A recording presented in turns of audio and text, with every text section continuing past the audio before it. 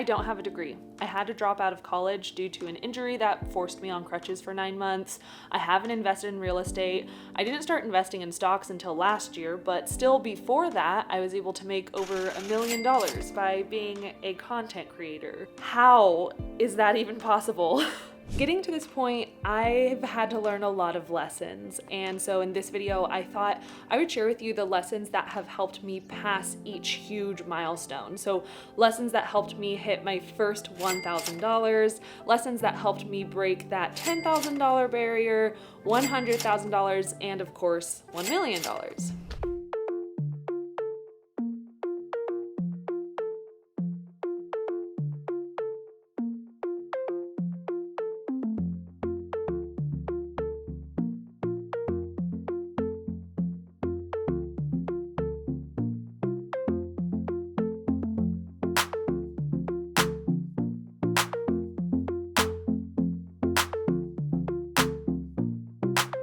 As you can tell from behind me, I'm not home. I am at a hotel. This week I'm speaking at Social Media Marketing World. This conference is alone a huge milestone for me. It was the first conference I was ever invited to speak at.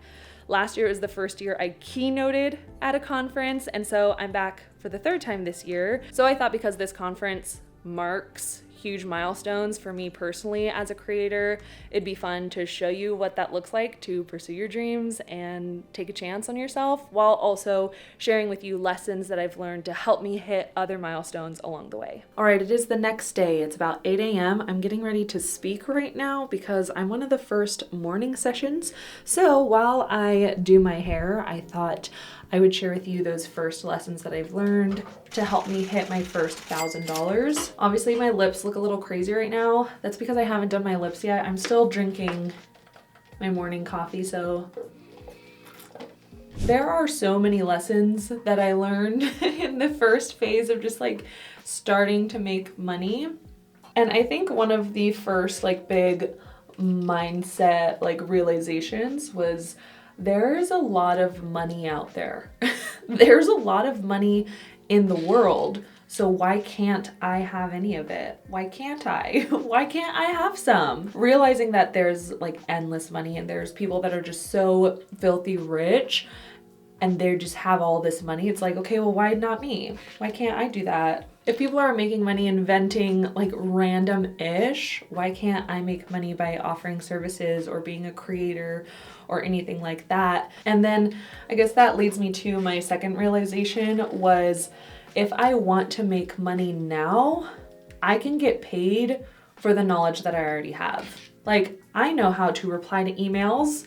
Why not become a VA or virtual assistant? At the time, I was doing project management for corporate, so it's like, okay, why not learn how to do project management for social media and have people hire me to organize their social media accounts? So there are skills that you have that you can be getting paid for if you choose to be paid for them. Two other mindset shifts that I think helped me a ton break through that first $1,000 barrier was knowledge is great, but wisdom is better, right? I was consuming hours of podcast episodes learning how to be a full-time content creator because I had a 2-hour commute to work all the time. I lived in LA, but I was working in San Diego, and I was consuming all the business podcasts, all the content creator podcasts, all the influencer podcasts. I was just consuming so much knowledge and gaining so much knowledge, and that's great. But applying that knowledge and practicing it, learning it for yourself, turning that knowledge into wisdom becomes so much more powerful and valuable as a content creator. You could watch videos on how to be a millionaire or how to make a YouTube video. You can watch videos on that all you wish, but you're not really going to learn anything until you take action and start doing the dang thing. I hope my squeaky straightener from like 6th grade is not too loud. I just realized it's probably annoying. The last thing that I learned that I think was a really big one for me is you don't have to be an expert on anything to start.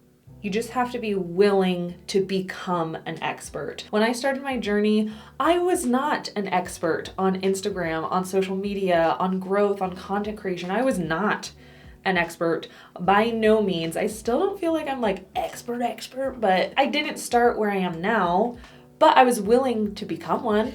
If that meant that I could run my own business and become a millionaire, I was willing to become an expert in my industry so that I can have financial freedom, so that I can pursue my dreams and do all those things. Okay, I need to finish getting ready. I speak in about an hour and a half, so really need to start practicing, but I will be back to talk about the lessons that I learned that helped me break the $10,000 milestone.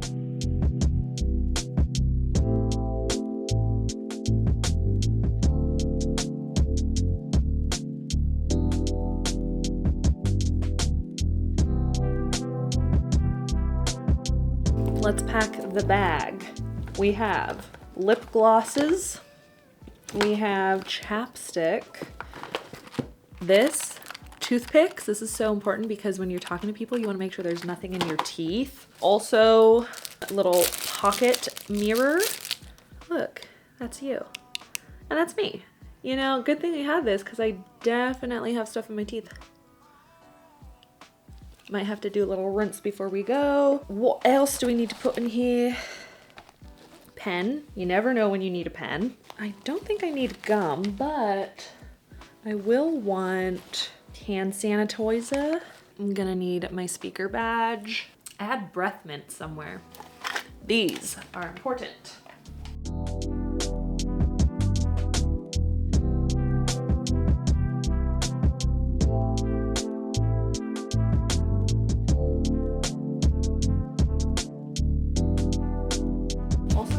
Looks a little chilly today, so I might have to like wear sweatpants on the way down. Take a look. Okay, it doesn't look as bad as it did earlier. Earlier it looked worse. Let's see. Oh yeah, look at that zoom. Okay, so we're up here. We need to go this way. Down that little path. You know, it's not as cold as I thought it was gonna be. It's pretty fine. It's fine. Cross the tracks. And into that conference center. Need to go to the speaker room. I don't remember where it is. That is where I'll be speaking.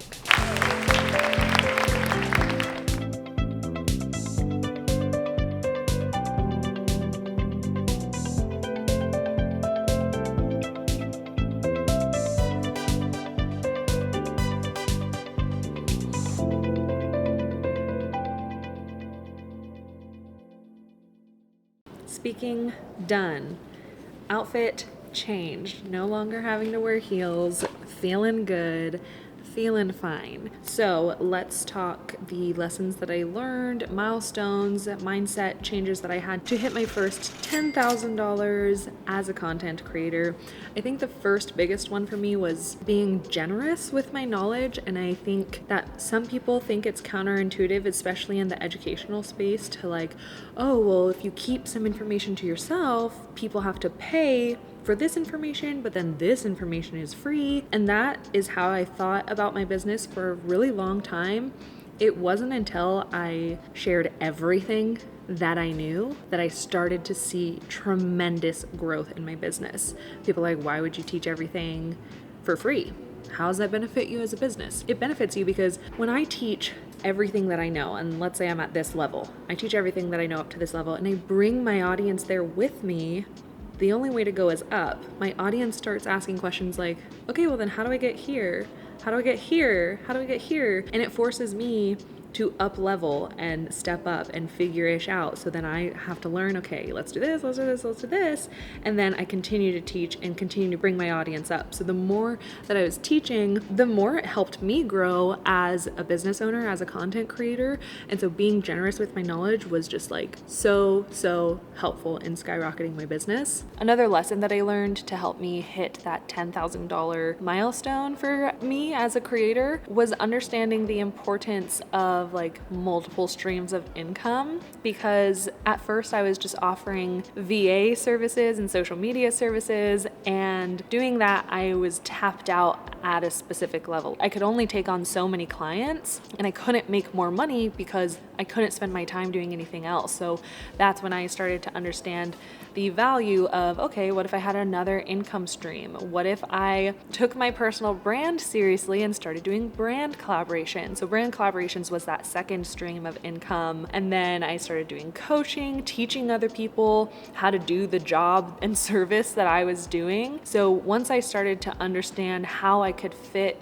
multiple streams of income into my business and what made sense for me as a creator, I think that's when I was able to kind of reach that next level. And then this one, pretty simple, but hitting that next milestone. You know, you've made $1,000, you're working towards that next milestone of $10,000.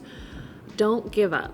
Do it for future you. Future you will be so grateful for the continuous effort and time that you took to continue to grow and to continue to pursue this journey. Usually this phase, it's like, it can be hard to see the progress. Sometimes it doesn't really feel like you're moving forward. It feels like you're going in circles. Like if you look at it vantage point, you know, you look at it from top down, it looks like you're just going in circles. But if you take that vantage point from straight on, you're actually like moving up. Yeah, it feels like you're doing the same thing over and over, but you're leveling up. So continue to take action. Do it for future you, because you will hit that next milestone. And then when you hit that next milestone, you'll have another one and another one. So continue to do it for future you. All right, I have another podcast interview that I need to head over to. It's with Jade. I love Jade, so excited to hang out with her. So we're gonna go do that. All right, while we are on our way to the podcast interview, I want to tell you all about the camera that I'm using for this vlog. I'm using the Nikon Z30. I've been testing this camera for a few months, and as you could tell maybe by the pumpkins behind me, it is November, specifically November 10th, the day that I hopped on a call with none other than Nikon themselves.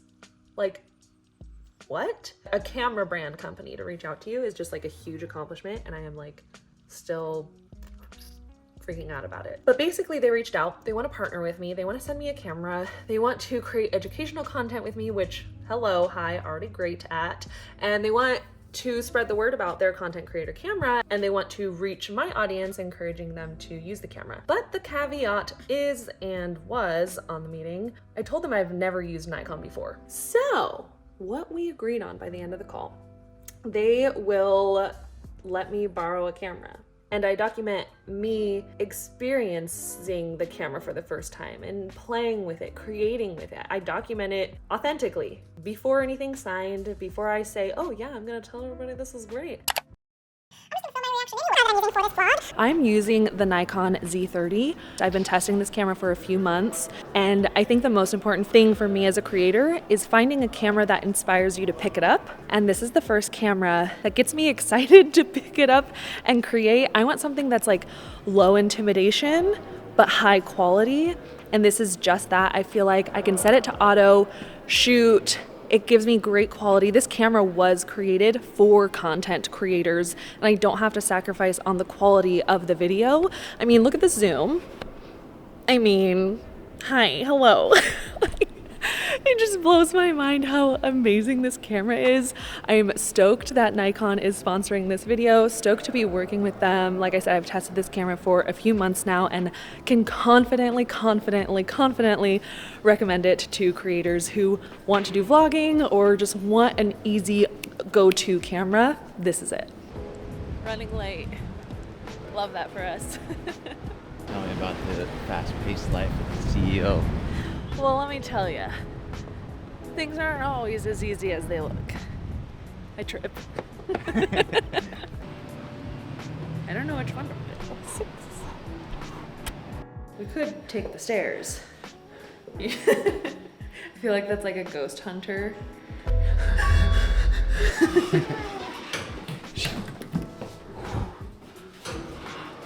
Did you hear that?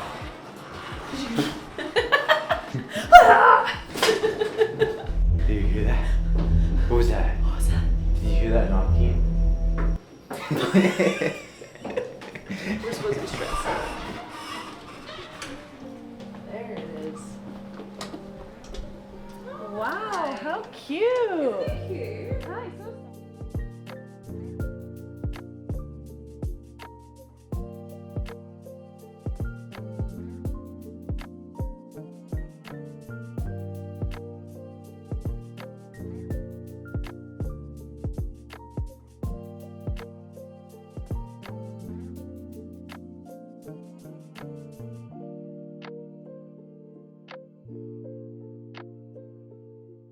It is day 2 of the conference. We are getting ready to head down. I think the thing I'm looking forward to the most is going to the private speaker room because I could use a hot tea and some cough drops. Last night we had the speaker party and it got crazy.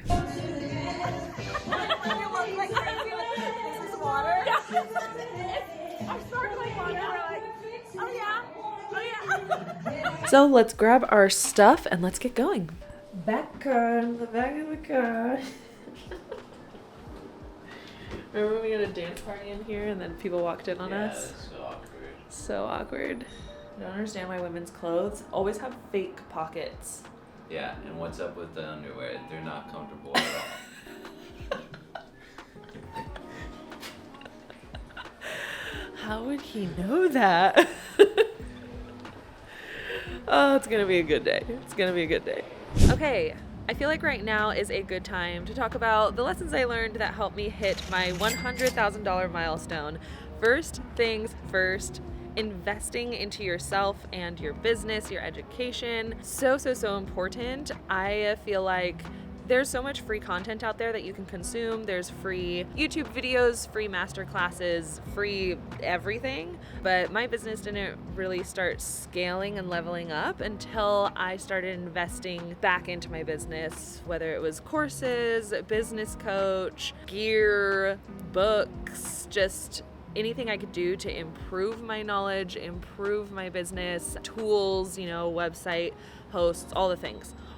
Once I started to invest in my business to help it scale at a larger capacity, my business grew so much. I think one of the biggest things for me was online courses. Online courses helped me so much, but also having a business coach along the way. I currently don't have a business coach, but during those first few months, first year, having somebody to help me build out an online course and then know how to turn that course into an evergreen sales, like having somebody there to help me with every step fast-tracked my growth 100%. I know that without a shadow of a doubt. I think one of the books that had the biggest impact on my business was the book Profit First. That book helped me understand where to allocate money that I was making. So when I make money, let's make sure we put this much aside for taxes, this much aside for operational expenses, this much aside for owner's pay. Like, it helped me understand what to do with my finances as a business. And I think that was huge because that was something I was super intimidated by. And it was a really simple, easy read. They also have Profit First team that you could go to their website and you could hire somebody that was certified in the Profit First method to help run your books, do your bookkeeping, accounting. So that was super helpful as well. It's just okay, I feel like I made all the connections that I needed to make so that I could feel confident with my finances as a business. So we're gonna hop inside, get it charging, and then I wanna tell you a few other lessons that I learned that helped me hit my $100,000 milestone. Perfect timing coming inside because literally, oh, you can't see. There we go. Look at that. Perfect timing. The other two things that I feel like helped me hit that $100,000 barrier, one was accepting the fact that I was running a business. If I wanted to scale and make that much money, I wasn't simply an influencer or content creator. I was no, I'm gonna step into that role as business owner and treat what I'm doing as a business. And that mindset shift really helped me put things into perspective of income, expenses, all the things.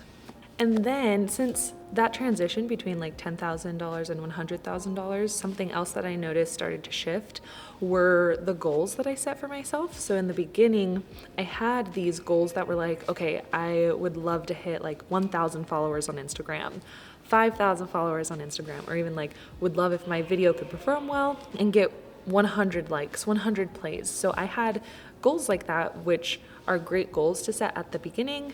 And then I noticed as time went by, those kind of like close up small picture goals started to dwindle away, and my goals became more big picture and long term. So they're big picture, long term. For example, I was like, okay, I want to make an online course. I want to sell that course for $500, and if I want to make $50,000 from this course, I need to bring on this many students. So this is the timeline that I need, being okay with I'm going to work on this course for 6 months. And even now I have courses that I'm working on, it takes like over a year to develop. So being okay with those longer term goals instead of what do I need to do tomorrow to see success? It's like, okay, what do I need to do over the next 3 months, 6 months? Ooh, coffee. They do? Oh, Girl Scout cookies. Yeah. Classic green tea.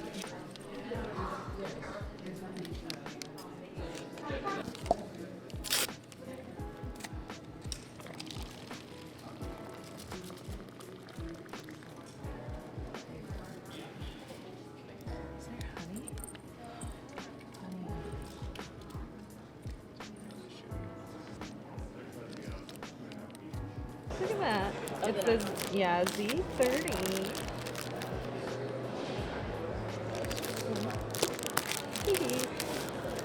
So what's funny is for my thumbnail photo for this video, I had this vision of what I wanted the thumbnail to look like. And I was picturing like a blue sky, like me leaning on the bottom of the frame with the blue sky behind me. And this is the day today. This is the day. It's fine. It's super gloomy, super rainy. We love that. It's fine. We'll figure something out. This is what it looks like.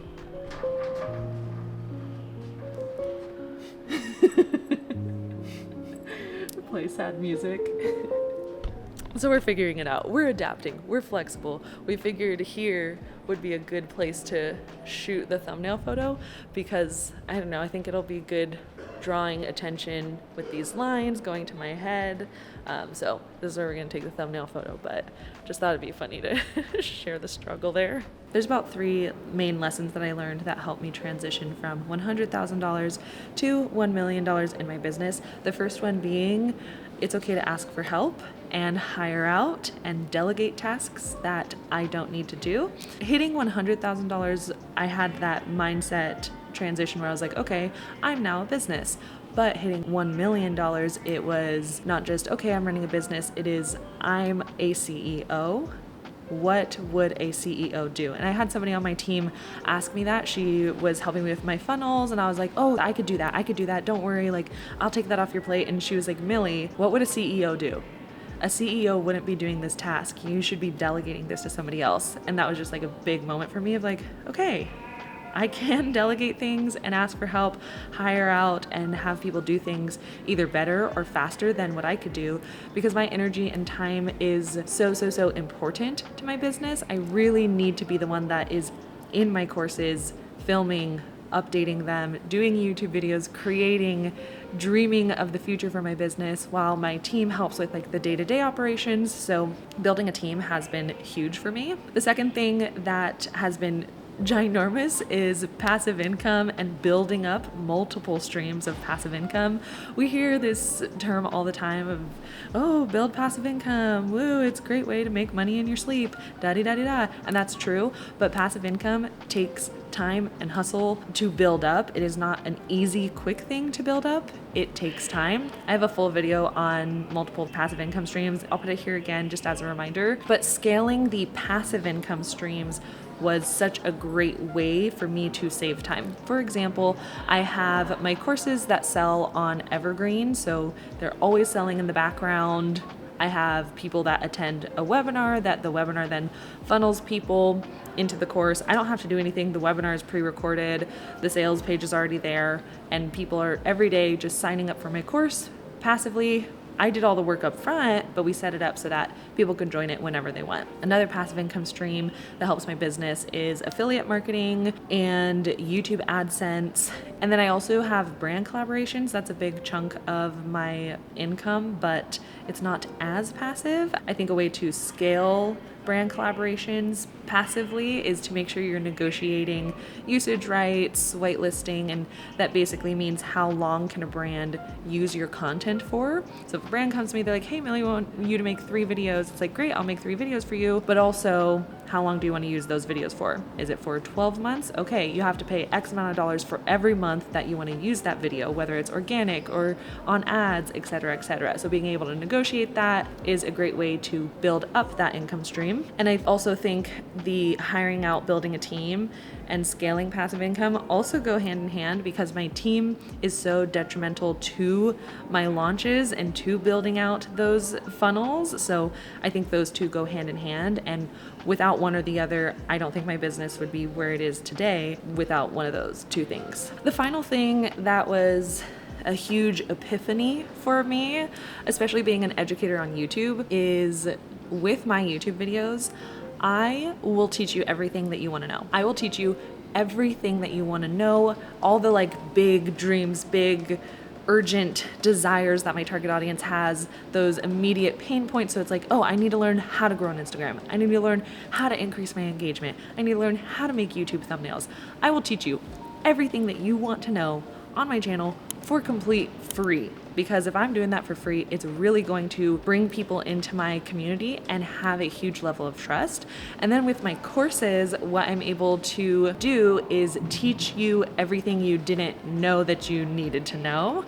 And I think that's kind of not a mistake that a lot of people make, but when people are creating their content, they start with things like, here's how to grow your email list as a content creator. And there aren't a lot of content creators that want to grow an email list. They don't know that that's important. So I hook them in, I bring them in with everything they want to know, how to grow on Instagram. And then in my courses, the first thing they do, I'm like, okay, we're gonna start an email list. And they're like, wait, what? And once people pay, they pay attention, and so they're going to follow all those steps, the things that they didn't know they needed to do, and see better results because of it. So I think another example, let's do fitness as an example. If you're in the fitness industry, you're doing educational content, you could be like, this is how to lose weight, because that's such an eager search term. People are always looking like how to lose body fat, how to lose weight, how to get abs, right? Those are the high interest search terms in the industry. So make videos on that top interest.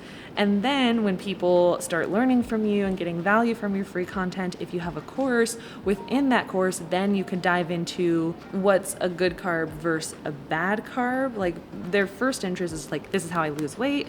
But then along that path, there's all those other sub-interests that are important to know, but maybe they wouldn't look up. But that was just like a big mind-blowing moment for me in the industry. Is like, okay, I'm just gonna make all these videos on high search terms, and then in my course I'll teach everything that like people don't know that they need to know, but it's important. One super important lesson that I learned the hard way was starting a freaking email list from the very beginning. I did not. I heard everybody talk about it and I was like, not me. I'm a content creator. I'm an influencer. I don't need that ish. I needed that ish. I needed it. Something that's really cool with my email list is, well, my email list now. After leaving Instagram, my team and I tested and we did like a soft launch for one of my courses, and just with our email list and one YouTube video, we had a 6-figure course launch just from emailing the people that are on my email list and mentioning my course in one YouTube video. So email lists are powerful. Don't underestimate them. Even if you think you don't need it, start one anyway, because it takes less than 24 hours to start one, and you will not regret it. Pinky promise you. Those are just some of the lessons that have helped me scale, because scaling is something that I enjoy to do with my business. If you want to learn a little bit more about passive income, definitely watch the video here, and I will see you in the next one. Bye.